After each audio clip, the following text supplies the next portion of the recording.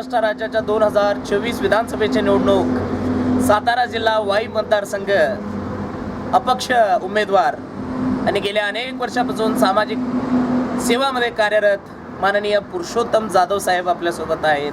तर त्यांचा राजकीय प्रवास आज जाणून घेऊया. सर, सर्वात प्रथम नॅशनल पॉलिटिक्स सोशल मीडियामध्ये आपलं स्वागत आहे. नमस्ते. मी पण तुम्ही या ठिकाणी आलं त्याबद्दल तुम्हाला धन्यवाद देतो. सर, हा राजकीय प्रवास कधी आणि केव्हापासून सुरू झाला? खरं पाहिलं तर राजकीय प्रवास खूप उशिरा सुरू झाला, परंतु मी माझ्या बालपणापासूनच समाजकारण करतो आहे आणि समाजकारणाचे धडे घेत घेत घेत मी पोलीस दलामध्ये 20 वर्ष सर्व्हिस केली आहे आणि पोलीस दलात पण काम करताना मी समाजसेवा म्हणूनच काम केलं. मी फक्त 2 ब्रँच केल्या, क्राईम ब्रँच आणि अँटी करप्शन ब्युरो. क्राईम ब्रँचमध्ये असताना गुन्ह्यांचे तपास लावणं, गुन्हेगारांना पकडणं हे काम केलं आणि नंतर अँटी करप्शन ब्युरोमध्ये भ्रष्टाचारी अधिकाऱ्यांना पकडण्याचं काम केलं. आणि त्यानंतर मी जेव्हा पोलीस दलातून बाहेर पडण्याचं कारण देखील भ्रष्टाचार विरोधी काम करतो म्हणून मला खूप त्रास झाला आणि म्हणून मी राजीनामा दिला. 3 वर्ष राजीनामा दिला. घरी होतो 3 वर्ष. त्या काळामध्ये मी व्यवसायाच्या दृष्टीने प्रयत्न केले आणि नंतर 20 वर्षाच्या ह्याच्यात मी सेवानिवृत्ती घेतली. मी बाळासाहेबांच्या कट्टर विचारांचा मी पाईक आहे आणि सगळ्यात महत्त्वाचं म्हणजे त्यांचं जे 80% समाजकारण आणि 20% राजकारण याच्याप्रमाणे माझा 100% समाजकारण हा कार्यक्रम राजकारणात चालू आहे. सर, राजकीय क्षेत्रामध्ये आपल्याला एक मार्गदर्शक म्हणून कोणाला म्हणतात? राजकीय क्षेत्रामध्ये नक्कीच मी माझ्या गुरूंच्या स्थायी मी कट्टर हिंदुत्ववादी नेते बाळासाहेब ठाकरे यांनाच मी मानतो. हा निवडणूक खरे तर तुम्ही अपक्ष लढताय, म्हणजे नेमका अपक्ष लढायचंच का ठरवलं सर? हे पहा, मी 2009 साली हिंदू हृदय सम्राट बाळासाहेब ठाकरे यांच्या आशीर्वादाने त्यांनी मला माझ्या पहिल्यांदाच जेव्हा त्यांची भेट झाली त्यावेळी त्यांनी मला लोकसभेचं तिकीट दिलं. शिवसेना भारतीय जनता पार्टी या युतीचं तिकीट 2009 साली मला दिलं आणि पहिल्यांदा मी शिवसेनेत प्रवेश केला आणि 20 दिवसांनी मी लोकसभा लढलो. कारण साहेबांनी मला बोलून मला तिकीट दिलं आणि त्यामुळं मी लोकसभा लढलो. श्रीमंत छत्रपती उदयनराजे भोसले हे राष्ट्रवादीमध्ये गेले आणि त्यावेळी मी शिवसेनेत गेलो आणि त्यांच्या विरुद्ध मी लढलो. जवळपास या सातारा जिल्ह्यातील शिवसैनिकांनी, नागरिक बंधू भगिनींनी जवळपास 2.5 लाखापर्यंत मला मतदान केलं. त्यामुळं तिथून पुढचा जो प्रवास आहे तो त्या पद्धतीने चालू झाला. तुमचा प्रश्न असा आहे की अपक्ष का लढतात? मी 2009ला लोकसभा लढल्यानंतर मी जिल्हा प्रमुख पदाची जबाबदारी माननीय उद्धव ठाकरे यांनी मला दिली. सातारा जिल्ह्यामध्ये, संपूर्ण जिल्ह्यामध्ये मी शिवसेनेची चांगली तयारी केली. 5 वर्ष काम केलं आणि 2014 साली जेव्हा मोदी लाट होती त्या मोदी लाटेमध्ये एक जिल्हा प्रमुख या नात्याने आणि मी मागची लोकसभा लढलो या नात्याने मला खरं तर 100% तिकीट मिळायला पाहिजे होतं आणि त्यावेळी 1001% मी खासदार झालो असतो. परंतु त्यावेळी हा मतदारसंघ आमच्या मित्रपक्षाला का सोडण्यात आलं याचा अद्यापही मला उत्तर मिळालेलं नाही. त्यावेळी मी जिल्हा प्रमुख पदाचा राजीनामा दिला आणि ज्या 2.5 लाख मतदारांनी माझ्यावर विश्वास ठेवला होता त्यांच्यासाठी मी रणांगणामध्ये अपक्ष निवडणूक लढलो. त्यावेळी मला जे चिन्ह किटली मिळालं होतं ते आजही मला अपक्ष लढताना किटली हेच चिन्ह मिळालेलं आहे. त्यामुळं नक्कीच या प्रस्थापितांना धडा शिकवण्यासाठी, हे प्रस्थापित मंडळी ज्यांना घराणेशाहीचा वारसा आहे त्यांना धडा शिकवण्यासाठी ही माझी किटली यावेळी नक्की चमत्कार करणार आहे. सर, पोलीस अधिकारी म्हणून तुम्ही काम केला आणि तिथे पण अनेक सामाजिक सेवा तुम्ही केला. खरं तर राजकारणाची आणि कानुनीची ह्या दोन्ही सेवामध्ये काय अंतर वाटतं तुम्हाला? तिकडं खादी होती, इकडं खाकी आहे. अंतर काय? तिथे पण समाजसेवा, समाजाचं देणं लागतो. आपण नोकरी करतो, पगार घेतो आणि त्या पगारामध्ये आपण समाजाची सेवा केली पाहिजे आणि ती मी त्या ठिकाणी करत होतो. इथं मी पगार घेत नाही. इथं मी व्यवसायातून मोठा झालो आहे. व्यवसायातून मोठा होऊन मी आज समाजाचं काहीतरी देणं लागतो म्हणून मी माझ्या स्वमिळकतीमधून गेली 20 वर्ष संघर्ष करतोय. मी 2 लोकसभा लढलो, 2 विधानसभा लढलो, परंतु सातत्याने मला डावलण्यात आलं आणि वरिष्ठ नेत्यांकडून डावलण्यात आलं. त्यामुळं आज या ठिकाणी पुन्हा एकदा संघर्षाची भूमिका सर्वसामान्य जनतेसाठी घेतली आहे आणि मी या ठिकाणी अपक्ष फॉर्म भरला आहे आणि मी 100% माझी लढाई ही जनता लढते, त्यामुळे 100% मी विजयी होणार याबद्दल आता मला दुमत वाटत नाही. सर, एकीकडे महायुती आणि एकीकडे आघाडी या दोन्ही उमेदवारांपेक्षा तुम्ही अपक्ष वेगळा कसा आहात, याला काय उत्तर द्याल जनतेला? हे बघा, तुम्ही महायुती घ्या, महाआघाडी घ्या, आज तुम्ही बघितलं असेल महाराष्ट्रामध्ये काय राजकारण चाललं आहे. खरं तर सर्वसामान्यांना याचा वीट आला आहे आणि त्यामुळं सर्वसामान्य जनता देखील बघते काय उड्या कोण कुठं मारते, इकडून तिकडं सत्तेसाठी आणि पैशासाठी वाटेल ते करणारी मंडळी राजकारणामध्ये आत्ता तुम्हाला दिसत आहे. आणि म्हणून मला असं वाटतं की आज तुम्ही बघितलं असेल की या पक्षाने तिकीट दिलं नाही म्हणून त्या पक्षामध्ये, परंतु वैचारिक मतभेद असू शकतात, परंतु जर सर्वसामान्य शेतकऱ्याच्या मुलांनी जर राजकारणात यायचं, आपण म्हणतो नवनवीन तरुण आले पाहिजेत, पण नवीन आलेल्या तरुणांना जर त्यांना राजकीय वारसा नसेल आणि त्यांच्यावर अन्याय होणार असेल, ते लायक असतील, ते निवडणुकीस लढून येण्यासाठी योग्य उमेदवार असतील, तरी देखील त्यांना डावलण्यात येतं. आणि तुम्ही बघितलं की खासदार आहे बाप आणि मुलाला तिकीट नाही दिलं म्हणून दुसऱ्या पक्षामध्ये पाठवून तिकीटं घेतली. हे जे असभ्य वर्तन आज राजकीय पक्षाच्या मोठ्या पुढाऱ्यांकडून चाललं आहे ते खरोखर चुकीचं आहे.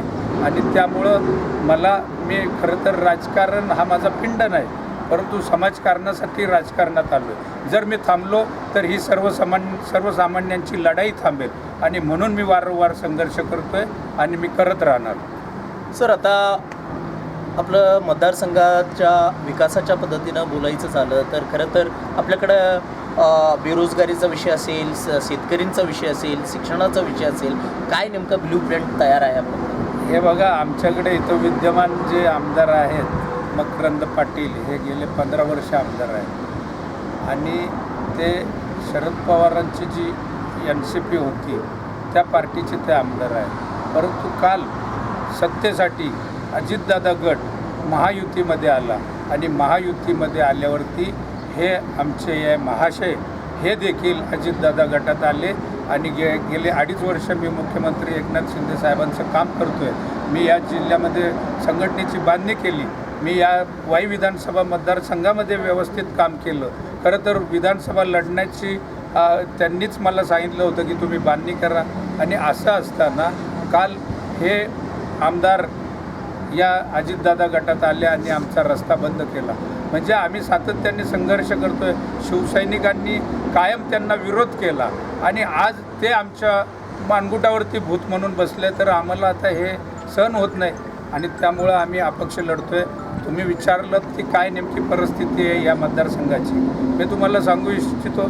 आज आपण बसलो आहे, हे खंडाळा तालुका आहे. या खंडाळा तालुक्यामध्ये गेल्या 75 वर्षामध्ये इथला स्वतःचा लोकप्रतिनिधी कधी मिळाला नाही आणि त्यामुळं या खंडाळा तालुक्याच्या ज्या व्यथा आहेत त्या व्यथा वर्षानुवर्ष तशाच शिल्लक आहेत. आम्हाला पाण्याचं स्वप्न दाखवलं, आमच्या जमिनी अधिग्रहित करण्यात आल्या, पुनर्वसन या ठिकाणी लादण्यात आलं, परंतु आमच्या वाट्याचं पाणी आम्हाला अद्याप मिळालं नाही. ते फक्त कागदावरच आहे. आमचं पाणी खालचे नेते मातब्बर आहेत, त्यांनी आमचं पाणी आत्तापर्यंत वापरलं, आमच्या वाटेचं पाणी तिकडं चाललेलं आहे. त्याचप्रमाणे पाणी प्रश्न आहेत. आमचे मांढरदेवी काळूबाईचा हा जो रस्ता आहे, खरं तर पर्यटकांना, लाखो पर्यटक वाईमार्गे जातात. 60 किलोमीटर अंतर वाचणार आहे मधून रस्ता झाला तर. खरं तर 20, 25, 30 कोटीचं बजेट होतं, परंतु आत्तापर्यंत फक्त सत्ताधाऱ्यांनी बोलवलं, त्यांनी इथं येऊन उद्घाटनं केली, भूमिपूजनं केली, परंतु 1 रुपयाचा निधी या रस्त्यासाठी टाकू शकले नाहीत. कारण या भागाचा जर विकास झाला, दळणवळण वाढलं, इथल्या तरुणांसाठी रोजगाराच्या संधी प्राप्त झाल्या, तर मग यांच्या चादरी उचलणार कोण? आणि त्यामुळं सातत्याने या तालुक्याला डावलण्यात येते, सातत्याने इथला विकास होत नाही आहे. आणि त्याच पद्धतीने जर वाई तालुक्यामध्ये जर आपण गेलो तर वाई तालुक्यामध्ये धरण असून देखील तिथं पाणी नाही आहे. पूर्व भागामध्ये पाण्यासाठी लोक शेतकरी ग्रामस्थ आंदोलन करत आहेत. म्हणजे असंख्य प्रश्न आहेत. कवठे केंजळ योजना करोडो रुपये जमिनीमध्ये गाडलेले आहेत. पुढचं कामं होत नाहीत. जललक्ष्मी 4-5 कोटी निधीसाठी ती प्रलंबित आहे. आणि वाईला महाबळेश्वरला जर गेलं तर महाबळेश्वरला पर्यटनाच्या दृष्टीने आज महाबळेश्वर जगाच्या नकाशावर आहे. परंतु जर तुम्ही शनिवार रविवार इकडे या सुट्टी असल्यावर मग तुम्हाला इथली वाहतूक कोंडी काय आहे ती कळेल. मग तुमच्या लक्षात येईल की अरे इथला आमदार निष्क्रिय आहे, काहीच कामं करत नाही. आणि म्हणून या ठिकाणी ह्या आमदारांना घरी बसवणं गरजेचं आहे. परंतु हे आमदार महाशय या ठिकाणी सगळ्या सत्ता आम्हाला पाहिजेत, सगळी पदं आमच्याच घरात पाहिजेत, अशा स्वार्थी वृत्तीने काम करत आहेत. यांच्या घरामध्ये सरपंच पद आहे, यांच्या घरामध्ये बाजार समिती आहे, यांच्या घरामध्ये 2-2 कारखाने आहेत, साखर कारखाने. यांच्या घरामध्ये सातारा जिल्ह्याचं जी बँक आहे ती बँकेचे चेअरमन देखील हेच आहेत. तरी देखील काल त्यांना त्यांच्या बंधूंना या ठिकाणी राज्यसभेची खासदारकी देण्यात आली. आम्ही संघर्ष करतोय, आम्ही लढतोय, झगडतोय. मग त्यांच्या नेत्यांनी हा विचार केला नाही की पुरुषोत्तम जाधव या ठिकाणी 2 वेळा लोकसभा लढलेत, 2 वेळा त्यांना थांबवण्यात आले. एका सर्वसामान्य शेतकऱ्याच्या मुलाला आपण राज्यसभेवरती पाठवू. परंतु हे त्यांच्या येणार नाही लक्षामध्ये, कारण फक्त घराणेशाहीला चालना देण्याचं काम हे राजकीय नेते मंडळी देखील करत आहेत. हे दुर्दैव आहे महाराष्ट्राचं, असं मला वाटतं. सर, वाई, महाबळेश्वर आणि खंडाळाच्या महाजनते म्हणजे पुरुषोत्तम जाधव यांनाच का वोट दिलं पाहिजे, याचं महत्त्वाचं कारण काय सांगाल तुम्ही? अरे मी गेली 20 वर्ष संघर्ष करतोय. मी खिशातून पैसे घालून काम केलेले, काम करतोय, जनतेची सेवा करतोय. अहो तुम्ही मला महाराष्ट्रामध्ये काय देशात कुठं एक उदाहरण दाखवा की जो स्वकष्टाच्या पैशाने समाजकारण राजकारण करतोय. मी तुम्हाला आवर्जून उल्लेख करतो, करोनाची जेव्हा सुरुवात झाली महामारी, त्यावेळी करोनाच्या काळामध्ये सर्व लोकांना घरामध्ये बसावं लागलं, उद्योगधंदे बंद करावे लागले. आणि त्यावेळेच्या सरकारकडं करोनाला तोंड देण्यासाठी जे काही परिस्थिती ती नव्हती मुबलक, त्या काळामध्ये PPE किट देखील सरकारकडे उपलब्ध नव्हते. मी तुम्हाला सांगतो, त्या काळामध्ये सातारा जिल्ह्यामध्ये कलेक्टर साहेबांची मी परवानगी घेतली आणि 6 महिने मी माझ्या घरी न जाता मी 6 महिने संपूर्ण जिल्ह्यामधील सर्व डॉक्टरांना, हॉस्पिटल्सला भेटी दिल्या आणि माझ्या पैशाने लाखो रुपयाचे किट आणून मी सर्व दवाखान्यामध्ये मी वाटप करत होतो. मला सांगा, हा एक समाजकारणाचा भाग आहे. कोणी रस्त्यावर फिरत नव्हतं, नेते बाहेर येत नव्हते घरातून, परंतु आम्ही जीवावर उदार होऊन त्या संपूर्ण जिल्ह्यामध्ये फिरत होतो. याच्यामधून तुमच्या लक्षात येईल का मला वोट दिलं पाहिजे. मी नॉन करप्टेड माणूस आहे. भ्रष्टाचार मी पोलीस खात्यात असताना केला नाही, करणाऱ्यांना पकडलं. आणि मी स्वतः राजकारणात गेली 20 वर्ष आहे, मी कुणाच्या रुपयाला हात लावला नाही. आणि इथून पुढच्या काळामध्ये मी आमदार झालो, मंत्री झालो, मुख्यमंत्री झालो, तरी देखील नवा पैशाचा भ्रष्टाचार करणार नाही. त्यामुळं जनतेसाठी एक सक्षम पर्याय मी दिलेला आहे. यावेळी नक्कीच जनता याचा विचार करते. यावेळी या मतदारसंघामध्ये परिवर्तन होणार आहे. सर्वसामान्य जनतेने हा लढा ताब्यात घेतलेला आहे, कारण सगळीच पदं आमच्या घरामध्ये पाहिजे ही जी स्वार्थी वृत्ती या आमदारांनी दाखवली आहे. ठेकेदारीत देखील हेच आहेत, कारखानदारीमध्ये पैसे आम्हाला मिळाले पाहिजे त्या दृष्टीने कॉन्ट्रॅक्ट देखील यांनीच घ्यायचे आणि ह्यांच्या बगल बच्च्यांनी हुजरेगिरी करायची. या तालुक्यामध्ये असंख्य नेते आहेत ज्यांनी कुठल्या ना कुठल्या कंपन्यामध्ये त्यांच्या गाड्या लावल्यात, त्यांचं काही ना काही स्वार्थ केलेला आहे. परंतु पुरुषोत्तम जाधव कुठेही कुणालाही मिंदा नाही, 1 रुपयाला मिंदा नाही आणि मिंदा राहणार नाही. फक्त समाजकारणासाठी राजकारणात आलेला पुरुषोत्तम जाधव यावेळी महाराष्ट्राच्या विधानसभेमध्ये प्रचंड बहुमताने विजयी होईल याची मला खात्री आहे. आणि तुमच्या माध्यमातून मी वाई विधानसभेतील सर्व जनतेला आवाहन करतो की एक सक्षम पर्याय मी तुम्हाला दिलेला आहे. खरं तर मी माननीय शरदचंद्रजी पवार यांना देखील भेटलो, त्यांना देखील मी तिकीट मागितलं होतं, परंतु त्यांना म्हटलं होतं की 20 वर्ष माझ्यावर साहेब अन्याय झाला आहे, तुम्ही हा माझा अन्यायाला वाचा फोडण्यासाठी मी तुमच्याकडे आलो आहे, तुम्ही एका शेतकऱ्याच्या मुलाला न्याय द्या. परंतु त्यांनी देखील घराणेशाहीलाच प्राधान्य दिलं. त्यांनी देखील वाई तालुक्यामध्ये जे तिकीट दिलं आहे ते घराणेशाहीला तिकीट दिलं आहे. त्यामुळं सर्वसामान्य जनतेला एक सक्षम पर्याय माझ्या रूपाने या विधानसभा मतदारसंघामध्ये मिळालेला आहे.